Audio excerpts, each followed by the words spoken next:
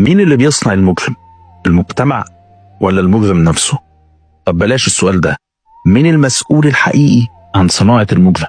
المجتمع ولا السلطة ولا ظروفه الصعبة؟ في نظرية في علم النفس بتقول إن كل إنسان فينا جواه مجرم محتمل.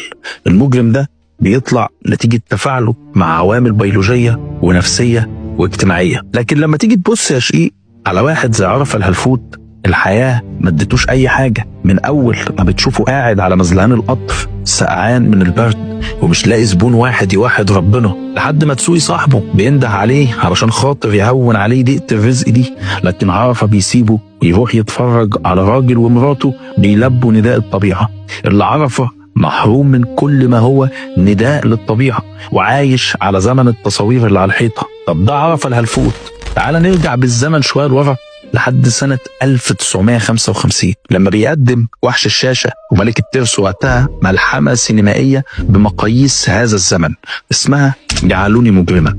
هنا انت بتشوف فيلم فيه اتهام صريح وواضح للمجتمع وللقانون كمان، اتهام صارخ لدرجة ان الفيلم ده هيتسبب في إصدار قانون إلغاء السابقة الأولى من الصحيفة الجنائية لأي مجرم. شايف يا شقيق أيام ما كان الفن بيأثر في المجتمع إزاي؟ طب هو إيه علاقة فيلم جعلوني مجرما، الفيلم اللي كله جد وصرخات وحش الشاشة فريد شوقي، بفيلم الهلفوت، الفيلم اللي كله ريح الولاية برعي وإفيهات عرفة الهلفوت اللي أستاذ عماد مديري في الشغل حافظها عن ظهر قلب؟ ومش بس كده، ده انت عندك واحد زي كروان مشاكل لابس كاركتر عرفة الهلفوت وبياكل بيه عيش لحد النهارده. عارف ايه علاقة الفيلمين دول ببعض يا شقيق؟